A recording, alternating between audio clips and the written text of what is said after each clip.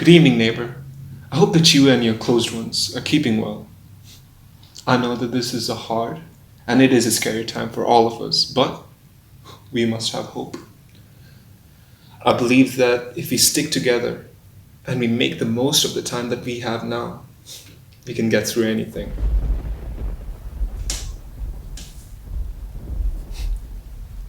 It's raining outside and the world is indoors, so what I like to do is grab my favorite hot drink, get all comfortable, grab my favorite book, and read. Today I'll be reading The Emperor and the Nightingale. Go ahead, find a nice and comfortable spot, and I'll read for the both of us. Long ago, the great empire of China had a mighty emperor. His palace and his gardens were truly magnificent. At the end of the gardens was a wonderful forest, and beyond the forest, the deep blue sea stretched far away. It was here at the edge of the water that a nightingale had made her home. Each evening she opened her heart and sang so beautifully that even the fishermen stopped their work to hear her liquid notes. Many strangers came to the palace, and every visitor who heard the nightingale's song could not help exclaiming, "Everything here is wonderful, but nothing compares to the song of this magical bird." When they returned home, some of the visitors wrote books about the place. Well, now the emperor was very fond about reading about his amazing palace and its grounds. And you can imagine his surprise when he first read an account that rated the nightingale's song more highly than all his prized possessions. "Why have I never heard of the song of this bird, although she lives within my grounds?" he asked his courtiers. "Bring her to me tonight, for I must hear her sing."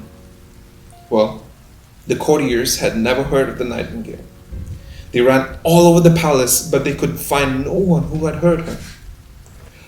The courtiers were almost at their wits' end when they found a young maid in the emperor's kitchens. "I have heard the nightingale sing many times when I go down to the shore to visit my mother," she said. "It truly is a wonderful sound." The courtiers insisted that the kitchen maid lead them to the nightingale's tree. As they walked through the forest, they heard a deep, booming sound. "We have found the nightingale," they cried. "No," said the maid. "It is a cow." The courtiers heard a babbling, chirping sound. "There's the nightingale," they declared. "No, that's a frog," said the maid. Just then the nightingale began to sing. A ribbon of beautiful sound shimmered through the air. The kitchen maid pointed to a little brown bird on a branch. "That is the nightingale," she said. The courtiers were amazed, but they invited her to the palace that evening, as the emperor had ordered. The whole court had gathered. As the nightingale's first notes trembled in the air, tears rolled down the emperor's cheeks. He had never heard anything so beautiful. The little bird was a great success. After that, the nightingale had to live at the palace. She had her own golden cage and 12 servants. Twice a day, she was allowed to fly around a little bit, but one of the servants kept a hold of a silk thread that was attached to her leg. One day, a present arrived for the emperor. It was a mechanical bird made of gold and silver and precious jewels. When it was wound up with a golden key, the bird sang one of the nightingale's songs. It was a gift from the Emperor of Japan. The mechanical bird sang very well and always sang exactly the same song. The emperor was persuaded that this bird was the best. The real nightingale took advantage of the commotion caused by the mechanical bird to fly through the window and back to its old, free life. Only the poor people, who were sometimes allowed to hear the mechanical bird, shook their heads and said, No, there's something missing. This is not as beautiful as the real bird." A year passed. One day, when the mechanical bird was wound up with the golden key as usual, it merely said, The bird had sung so often that its mechanism was worn out. Luckily, the court watchmaker was able to repair the bird, but he warned that in the future she must only sing once a year. Several years passed, and the people of China were heard that their emperor was very ill. The courtiers were so sure that he was about to die that they began to pay court to the next man who would be the next emperor.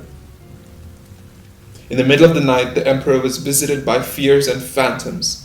"Sing," he begged the mechanical Nightingale at his side. But there was no one to wind up the metal bird, so it remained silent. Suddenly, through the open window, the emperor heard a wonderful sound. It was the real Nightingale, singing her heart out. As she sang, the emperor's fevered mind was soothed, and his illness left him. "Thank you, little bird," he gasped. "You must remain in my palace and sing to me every day." "No, my lord," said the bird. "I cannot live in a palace, but I will come of my own free will, and I will come outside your window, and I will sing. And I will tell you what the poorest people in your land are thinking and feeling, which will make you the wisest emperor who has ever lived." The emperor lived for many more years, more wisely and well than ever before. The end. Well, that's all the time we have for today. But I hope you enjoyed this little story. I know that I did.